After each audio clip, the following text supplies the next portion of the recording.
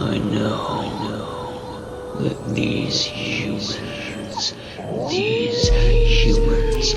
the real animals. I'll huff and I'll puff and I'll blow their house down.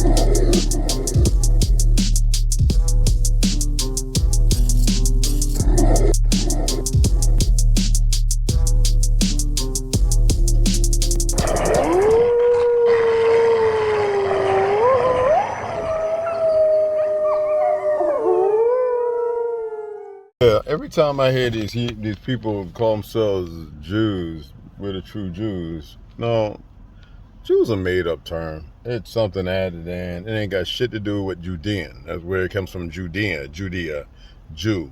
And it's nothing. We are the true sons, the true lights, the true gods. How dare y'all allow these bastards to walk around on this land with their perversion that created racism, the Zios, all right, the Zohar, the Talmud, all right? Watch this video and learn from the mouth, from the horse's mouth, all right? There are rabbis in Israel who wrote a few books, one called the King's Road, where they say, according to Jewish halacha, you can rape enemy women and you can kill enemy babies. And this book, there was a trial, and the rabbi, he didn't get to jail, but he's free now, and he still teaches. And he's a rabbi. Not only one, a few. And their books were distributed to soldiers before getting into Gaza. But this is not the Ministry of Education, so you cannot see these are textbooks. Yeah. Everyone can publish whatever they want, but they are not punished, these people. This is what I'm saying. You teach hate and you teach racism when you want to dehumanize people in order to control them, or eliminate them, or exterminate them. Israeli discourse is a racist discourse, not only towards Palestinians, but towards Jewish minorities as well. The way they present Palestinians is the main issue. את הערבים? כעם? את הפלסטינים. זה בטח שאני שונא אותם. Well, I find that if there was a racist manual to write books, they follow it by the letter. Okay? Wow. All the categories of racist discourse are there, both visual and verbal, and rhetorical, rhetoric. Now, racism, first of all, Palestinians are never shown as normal human beings, only as terrorists, primitive farmers, and refugees. They are always defined as a problem. So they are a problem, they are the enemy, and that's what the children know. I mean, they don't know anything else because they never meet Palestinians. The idea is to promote the idea that they don't exist.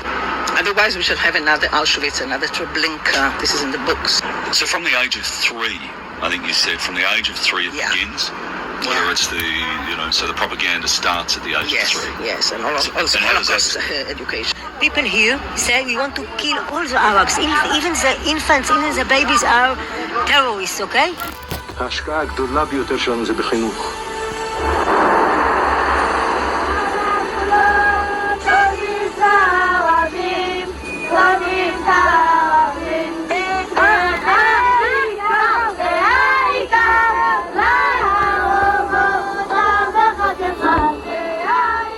They might be playing up to the camera, but these songs are part of their regular repertoire.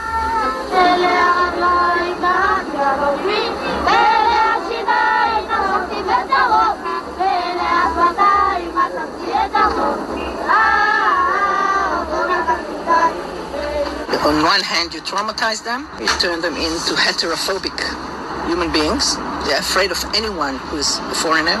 who is not Jewish. So on one hand, you have this horrible Holocaust education, which is re-traumatizing every year. This is starting from the age of 3. It starts from the age of 3 now, yes. And on the other hand, you have this militaristic education, a military man coming to the kindergarten. You know, children are educated to be soldiers. This is it. In elementary school, you always see around you all kinds of soldiers.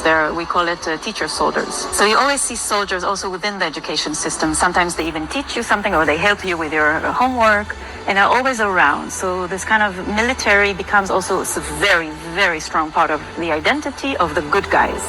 And then when you get to high school, you start literally learning how to be a soldier already with the age of 16. Because you're supposed to, once you finish high school, you're supposed to quite immediately, as soon as possible, with 18, go to the army. It's obligatory. Once they graduate, most Jewish Israelis will go straight to the military to do their 2 to 3 years of mandatory service. So the system is also very connected to prepare you for that, to be a good soldier. And so they are constantly in panic. When you're 6 years old or 5 years old, the ancient Greeks, the ancient Romans, Pharaoh, the ancient Persian, the Arabs, the Nazis are all the same for them. They all the time want to exterminate us. All the time. You can imagine, Ethiopian children who came yesterday and all this is imposed on them. They wet in their beds. They are terrible things. And I went to read books to the children once.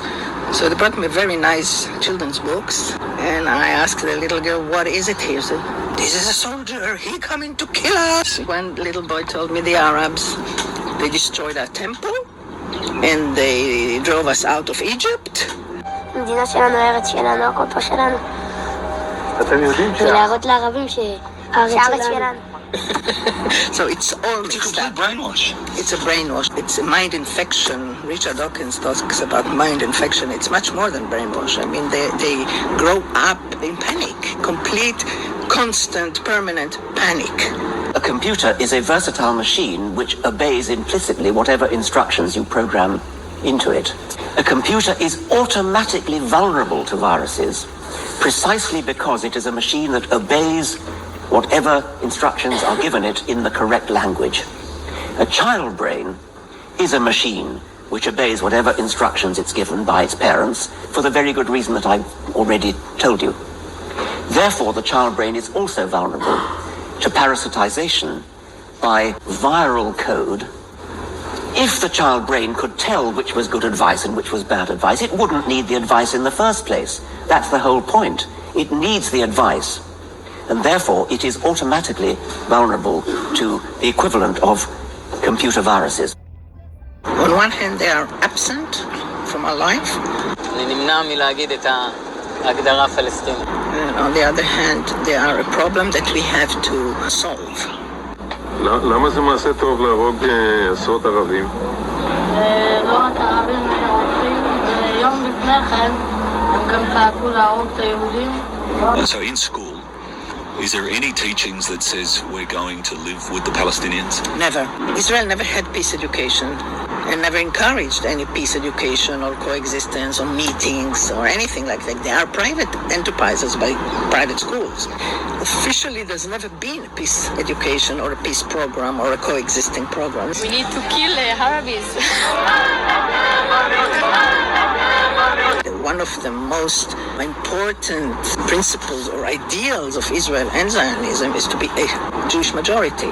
That's why they bring all kinds of Jews from all over the place, the world, and non-Jews if they're white, in order to keep the Jewish majority. But this is a fake, because if you think about the whole population which Israel controls, the Palestinians are half, and even more already. It is a racist society from the beginning, not only towards Palestinians, towards Arab Jews, towards Ethiopian Jews, Yemenite Jews. When they brought the Yemenites to replace the Arab workers, this was the first thing. And then they did the same thing to the Ethiopians, to the Moroccans, and so on. They brought them in, not in order to include them in the society, but in order to make them their servants and to keep the Jewish majority. So racism is not only towards Palestinian, but towards everyone who is brown, let's say, because the Russians, they're not put in ghettos and the treatment is different.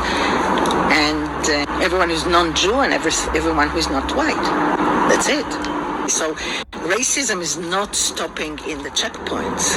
For example, in textbooks, you don't learn almost anything about Arab Jews. They are all called Orientals, from India to Yemen. You know, they're all the same. And the impression that we get from education is that, well, all the Jews in the world were just sitting for 2,000 years waiting for Zionism to save them. Is it taught that, God gave the Jews the land? Well, in secular books, they just prove from the Bible that we've always been here, because they don't talk about God. The Bible is a factual document. Yeah. The thing is, it's funny because real biblical scholars say there are no Jews in the Bible. So how can you say that, there were Jews in the Bible? There were tribes that were not very friendly to each other. One of them was Judea. And the word Jews is only mentioned in what is called the external books, not in the Bible. They were the children of Israel. There have always been Hebrews here and later Jews. That's true. Yes, this kind of education is child abuse. And then they go to the army. They go to Auschwitz first with a flag, with rifles, accompanied by soldiers, and they shout never again, never again. And then they come back to kill Palestinians because everything is the same.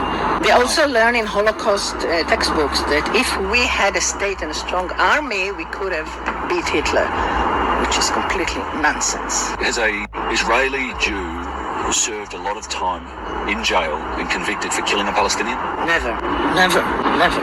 Complete impunity for killing Palestinians. In the comments section, please.